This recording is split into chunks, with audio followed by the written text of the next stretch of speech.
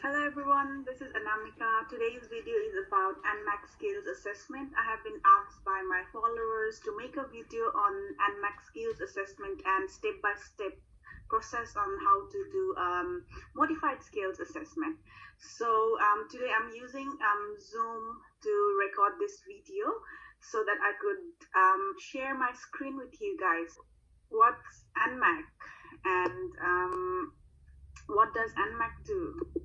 NMAC is Australian Nursing and Midwifery Accreditation Council, and it is an independent accrediting authority for nursing and midwifery education under Australia's National Regulation and Accreditation Scheme. So for us, for the overseas nurses, what does NMAC do and why is it important for us? So if we want to migrate here in Australia, then we would have to go through a skills assessment process that's done from NMAC. And so in this video, I'm going to talk about modified skills assessment and NZ-SEO code, which is important for the skills assessment. And of course, the steps for the assessment and professional reference sample. Professional reference is very important in order to do this assessment, and fees for the assessment. So the internationally qualified nurses skills assessment includes the modified skills assessment, but in order to know what kind of skills assessment you have to do, you can check the NMAC's website and find out which assessment you need to do, because there are a lot of assessments like modified skills assessment, modified plus skills assessment, and full skills assessment. But for the overseas nurses who are registered in their country, and when they come to Australia and register with APRA, and if they have done at least 20 hours per week registered nursing job for the last 3 months, then they are eligible for the skills assessment. So we will talk about this later. So NZ-SEO code. So Australian and New Zealand standard classification of occupation are the codes applied to occupations for statistical purposes. For example, I am a mental health nurse, so when I initially applied for skills assessment, I had to find out my NZ-SEO code, which was easily accessible through the NMAC's website, as well as you can Google it. So the code for mental health nurses was 254422. Similarly, there are different codes for every specialty. So these codes are used by the Department of Home Affairs in the skilled visa program. Okay, so how do I know if I need a skills assessment by NMAC? So you only need to have your qualification and skills assessed by NMAC if you are migrating to Australia under the General Migration Program. So as I said earlier, if you want to stay permanently here in Australia, if you are applying for 190, 189, or any other permanent residency visa, then you definitely have to do NMAC skills assessment if you are a registered nurse or a midwife. And so as I said earlier, today's video would be about modified skills assessment. So I'm going to explain the steps for a modified skills assessment. The first thing you'll have to do is arrange your verification from your home country. For example, if you are from Nepal, then you'll have to contact your nursing council. So in Nepal, there is Nepal's Nursing Council, NNC. You'll have to email them, or you'll have to send your friends or your family members, whoever could help you. They could go to NNC and request verification so that they could email it to NMAC in this email address, which is shown in the screen. So verification of registration should be emailed or posted directly to NMAC from the relevant authority. For example, Nepal Nursing Council, or if you are in India, India's Nursing Council, or Philippines Nursing Council. So where email is not available, the relevant authority should post the verification directly to NMAC's post box, but it should be sent by the nursing council. So if your family members will get the verification and they will send it themselves, then NMAC wouldn't accept it. So please make make sure that it is sent by your respective nursing council from your home country. So the first step is to verify the registration and send it to NMAC. So the next step is to collect and scan the copies of the supporting documents. So all you need is proof of identity, which is your passport. So all the biostatistical pages of your passport, change of name documents if you have changed your name. For example, if you are married and if you have added your husband's surname to your name, then you need the change of name documents, and also an official passport sized photo. And I'll talk about the qualities of the photo and scan documents in the next slides.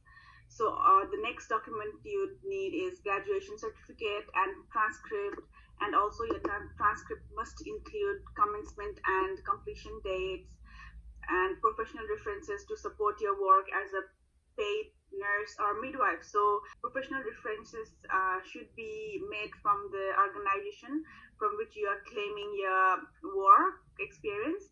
For example, if you are claiming your work experience from overseas, so if you are new to Australia and if you haven't worked 20 hours per week for 3 months in Australia, but if you want to do your skills assessment right away, then you can ask your employer from Nepal to write a professional reference for you. There is a format of professional reference which I will show you in the next slides. So ask your manager to write a professional reference for you, indicating that you have worked 20 hours per week for certain months or years, or maybe if you are full-time, 48 hours or 38 hours per week for a certain time. So you need to indicate that you have done at least 20 hours per week for 3 months. And if you are an agency nurse, you'll need to provide NMAC with a service of statement or statement of service from your employer detailing the dates and hours of employment, and a professional reference written by a nurse who has supervised you in your role as an agency nurse. So documents uploaded must meet these minimum scanning requirements, which I was talking earlier. So documents that you will scan should be original documents.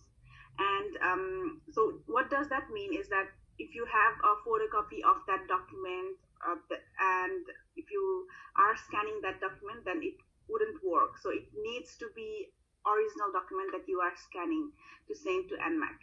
And it should be scanned in color, and also the resolution should be 600 dpi.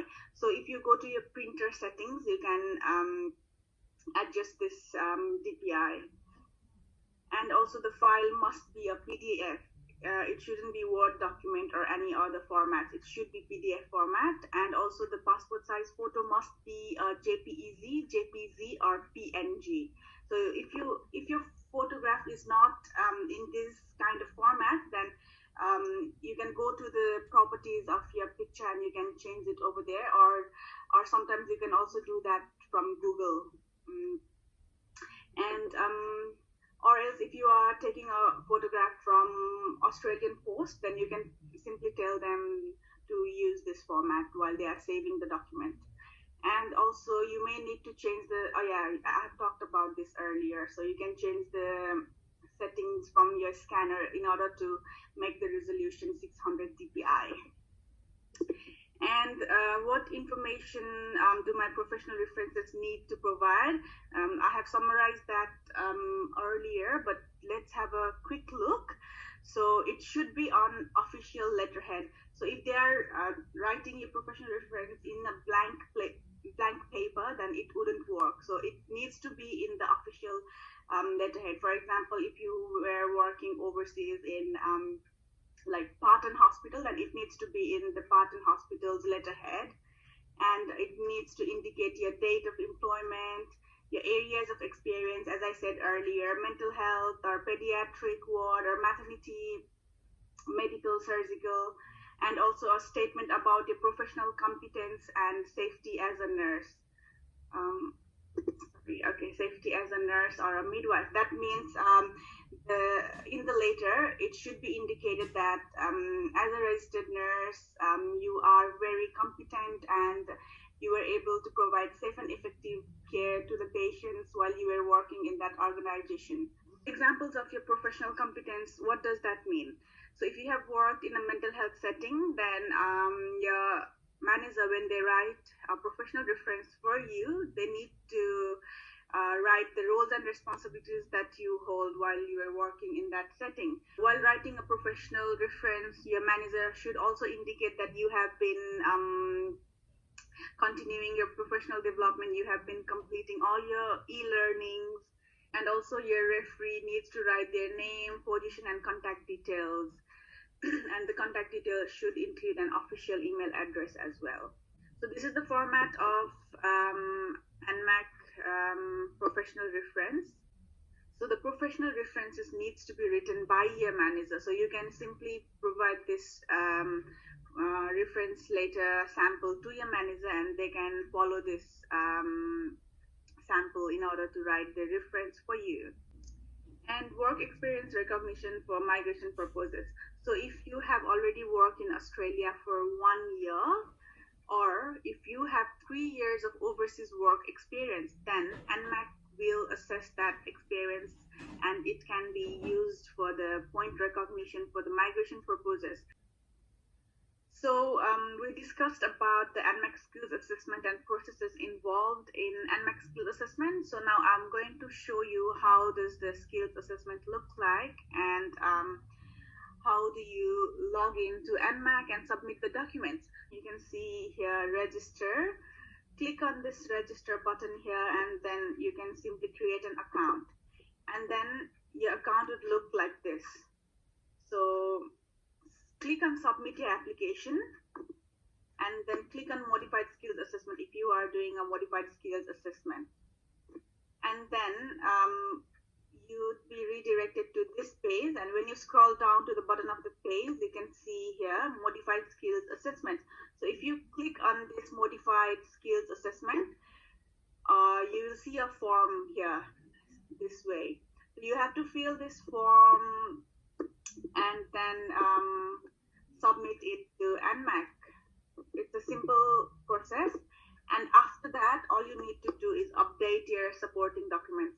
So in this application status here, you can see that the status is application completed because I have already completed my assessment. But in your assessment, it would be application progressed or something like that. So once you click on update your supporting documents, you can see this screen in your computer. So all you need to do is upload your passport biodata pages that we discussed earlier. It needs to be original scanned document and your passport size color photograph. And if you have changed your name, change of name document, and your nursing graduation certificate and transcripts needs to be uploaded. So you can create a single PDF for all your documents and then upload it here. And professional references, the professional references that your manager has written for you in an official letterhead, you have to upload it here as well. So if you have more than one employer, then you can upload more than one document as well. And then do not forget to click on this save button here. You won't see this blue arrow and this blue box here. I just did it to just focus on it, because some people, they forget to click on this save button and then they don't realize that their assessment hasn't been sent to ANMAC. So only when you click on this save button, it will be sent to ANMAC, and then your assessment will be proceeded in 6 to 7 weeks. It depends on how busy ANMAC is. So at the moment, because of this COVID and then lockdown and this situation, ANMAC is taking around 6 weeks or 7 weeks to start the process. So once you click on save, it will be sent to ANMAC, and all you need to do is wait for their email. So now let's talk about the assessment fee. So the initial assessment fee to do the modified assessment is $340. So reissue letter of determination is $125. So what is reissue letter of determination? Let's talk about this. So if you have assessed initially as a not elsewhere classified nurse or a medical nurse or a surgical nurse, but later you have started working as a pediatric nurse or as an ICU nurse, then you would want to reissue the NMAC skills assessment so that you can apply for permanent residency depending on the criteria of the government. So I can give you a quick example. So in Victoria at the moment, only the nurses from aged care settings, mental health settings, ICU, emergency, and I guess pediatric or a few more specialty can apply for permanent residency, can submit their expression of interest and registration of interest.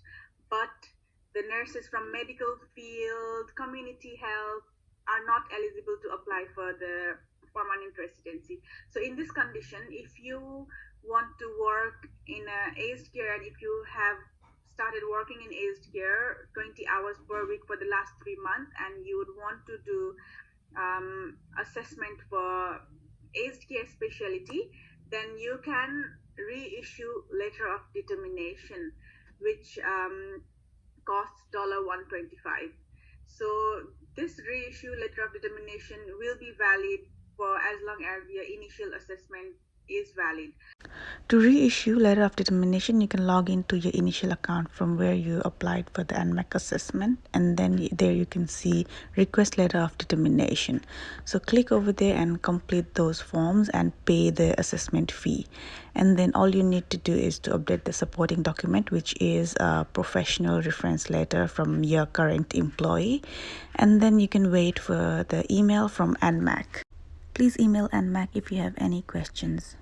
I hope today's video was helpful. If you have any more questions, you can comment below. You can also check NMAC's website for more information about the skills assessment. There are a lot of information in NMAC's website that you can check. So I'll see you guys in my next video. If you have any suggestion or advice on what videos I can make for you guys, please comment below. If you haven't subscribed to my channel yet, please subscribe. Don't forget to like and share as well. Thank you. Take care and stay safe, everyone. Bye-bye.